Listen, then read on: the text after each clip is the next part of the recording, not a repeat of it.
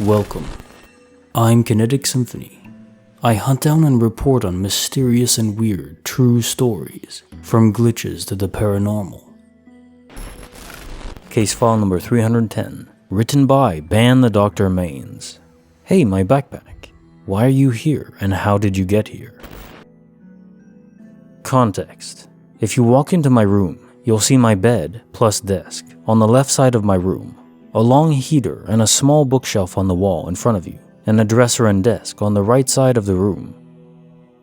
Now this event happened on a Tuesday, but on Monday, I came home from work and put some groceries away and put my backpack down in the living room by the dining table and went to take the trash out, shower, and then go to bed. So Tuesday night I'm hanging out with my roommate and she suggests we go smoke some weed. We head over to my room and she sits on my bed facing the wall that my heater is on, basically kinda in the middle of the room. I forgot my lighter, so I went to the living room to grab it and came back.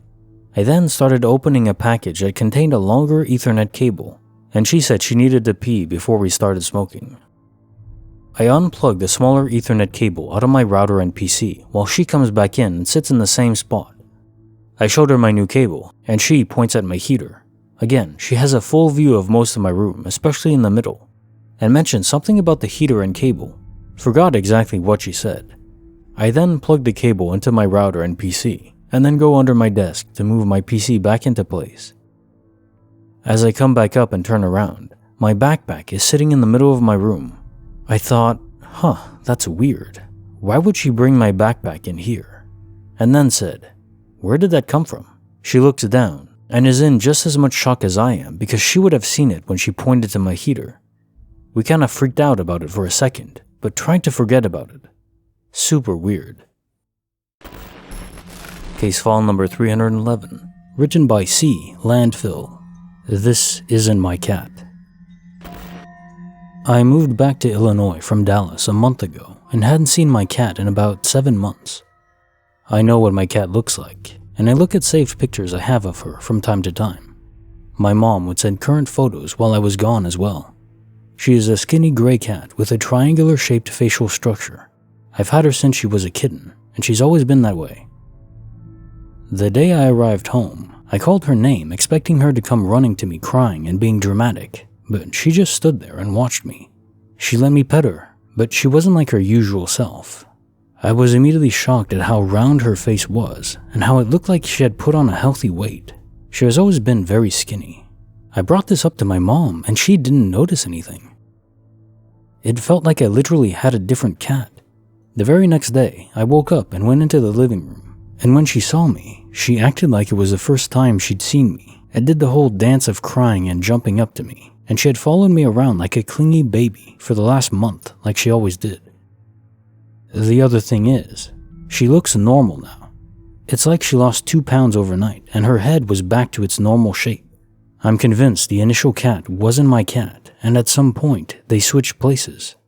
Of course, I can never prove this, and nobody else noticed when I brought it up. Case file number 312, written by Cleo140, a coin from the past? I was leaving for work in a rush a few days ago, and on my way out of the bedroom, I stepped on a 20-pence coin that was on the floor of the doorway. I thought that was really weird, because my change stays in my purse in my bag, and I have no reason to take it out while at home. My partner doesn't even keep change in the house. He keeps it at work for the coffee machine, so I couldn't figure out why it would have ended up there. I just left it as I was rushing and forgot about it. When I came home that evening, a parcel had arrived. The instructions for assembling it recommended using a coin to turn a big screw. Since I was assembling it on the floor right beside the entrance to the bedroom, I remember thinking, what a cool coincidence that a 20-pence coin is lying right here where I need it. However, when I turned to get the coin, it wasn't there anymore. I had not put it away and my partner wasn't home yet, so I couldn't work out where it had gone. But again, I shrugged it off and went to get a 20-pence coin from my purse. I used a coin to turn the screw and put it down out of the way while I finished up. When I was done and tidying up, I realized I had put the coin down in the same place as where I had stepped on the first coin. I followed this up for a while, and I can't help thinking maybe I somehow placed down the coin and it appeared in that spot briefly in the past. If not, that's a pretty weird coincidence. Case notes. So this represents a notion of time where if you travel in the past, you're not creating an alternate universe, which is one theorized way to avoid paradoxes. Because otherwise, if you're traveling back into one singular timeline, you could travel back in time before you travel back in time. Or you could travel back in time and kill your grandma and, you never are born, so how did you travel back in time to kill your grandma? In this case though, you didn't travel back, just a coin. Perhaps it's related to when matter phases in and out of reality. The disappearing object phenomena. If something or someone can cause matter to phase out of reality, then keep in mind that means they're phasing out of space and time. Space and time are not distinct, they are one and the same. You cannot have time without space or space without time. So if you're phasing out of either, you're phasing out of both. So maybe when objects disappear, they can go back in the past. Case file number 313, written by King in the North, 2392. Whoever stole my lunchbox is gonna have hell to pay, if I can find them. I apologize in advance for the wordiness. I'm not much of a writer or a storyteller, so this one happened a few months back, and at the time I didn't know about this page or glitches in general. I just thought it was a strange occurrence, but after reading some of the stories here, I thought maybe it was a glitch. I work on power lines, and one day I showed up to the state park where we currently had our trucks parked. It's still slightly dark as I get out of my car and head on over to my work truck with my lunchbox. Some of the guys had already started backing up a truck to hook up to a trailer or something, and instead of going straight to my truck, I went over to help them. While doing this, I set my lunchbox down somewhere. After helping them, I go to my truck and get it started and do my daily checks on it. We're getting ready to leave and I realize I don't have my lunchbox in the cab, so I get out and go looking for it. At this point, none of our trucks had left yet, and I was having a hard time finding it. I mentioned to a coworker I was searching for it, and he helped me look. I told the other guys not to leave yet, so I could check their trucks as well. Nothing, I just couldn't find it anywhere. I checked all of them, plus the spare trailers and anything else we had in the parking lot. I then went back to my car to make sure I hadn't forgotten it there. No lunchbox. I don't want to hold up production any longer, so I give up and say I'll check the trucks in the parking lot later, when it's fully light out. We rolled out to a different spot that was maybe 10 minutes away, and I followed everyone else so I could see if it fell off of one of their trucks going down the road. Still nothing. I check everything again later when it's fully light out and still can't find it. It never turned up anywhere and never saw it on the side of the road, so it couldn't have fallen off the side of a truck. My coworker and I made jokes that one of the newer guys stole it and ate my lunch, but that was really just to make light of a strange situation that we couldn't explain. Again, not sure if it's a glitch, but it was definitely a strange occurrence. Bonus file, written by Falcon Dagenhart, an old woman inside a mirror. Hello, I've been thinking quite a lot about my experience with the paranormal, and I've decided I would like to tell you about past experiences for anyone interested. First of all, before 2014, I had always been a hard skeptic about the paranormal. I didn't believe in ghosts or stuff at all. But then, when I got into college, I met my now ex-girlfriend and we began a relationship. We are no longer together, so I won't tell her personal stories or details, as I don't have permission. I will, however, tell the paranormal experiences I had myself while with her. To get into context, my ex was an extremely sensitive woman. She was constantly feeling the energy in every single place she went. She could sense people's auras and feelings with almost scary accuracy, and she claimed she had been able to feel and see entities ever since she was a little girl. But of course, I always attributed it to her imagination or mere coincidence. That is, until I had my first paranormal experience myself. I still remember it vividly. We were at home, having a peaceful night with her best friend and watching some movies. To get a sense of my flat back then, I drew a little blueprint in order to understand the story. Here it is. We were all sitting on the two sofas while watching a movie, and my ex got thirsty and went to the kitchen to get some water.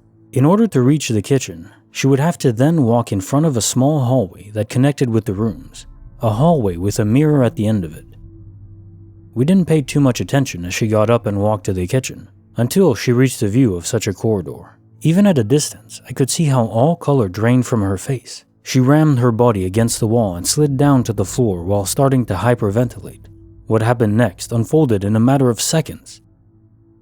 Her friend bolted from the sofa, thinking she might be feeling nauseous. And as she reached my ex, bam! All of the color drained from my friend's face too. I myself bolted towards her, and as soon as I reached them, I saw it. At the end of the hallway, inside the mirror, staring at us with beady, almost light-emitting eyes, there was a woman completely dressed in black, with a black fishnet shroud covering half of her face. She had no facial features other than those beady white eyes, but somehow I could feel that she was an old woman, and that she was crookedly smiling at us with a non-existent mouth. The closest description I can give is to the old woman dressed in black from the movie Insidious, but with no mouth or nose and with the eyes of the ghost from the movie Oculus. For a couple of seconds, we stared in complete horror, all of my body is heavily reacting with goosebumps as I recall and write how the air went completely frozen around us, and a feeling of extreme dread fell over the room.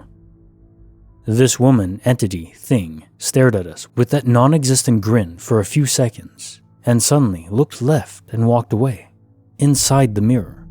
She disappeared behind the edges of it, and as soon as she was gone, the feeling of massive oppression disappeared too, and we could breathe again. We stood there for minutes on end, completely frozen in fear and staring at the now empty mirror. My ex broke down in an anxiety attack and started shaking uncontrollably. Me and her friend, both skeptics until that point, looked at each other and basically described what we had seen to each other in perfect detail. We had seen the same thing. It had not been a hallucination. It wasn't group hysteria. We three had seen the exact beady-eyed woman in black in the mirror in complete detail. We didn't linger. I turned on all the lights, took off the mirror from the end of the hallway and hid it inside the wardrobe completely clad in blankets. We left the flat and slept, or tried to, in my ex-friend's house. As I said, I was not a believer until that point, and thus, I had no idea about which course of action to take from there on out. I didn't contact any experts, nor did I try to clean up the flat in any way. The only thing I could do was to try and not to think too much of it. I tried to convince myself it was a hallucination, born out of being sleepy or something, but I would later discover that thing was very real, and it would pay me a visit again soon enough. But that's as far as I'll go on this one. I'd love to hear thoughts about it and what you people think it might have been. Needless to say, this is not a creepypasta or a made-up story. As unbelievable as it sounds, it was 100% real, and it is one of the most terrifying experiences I've ever had.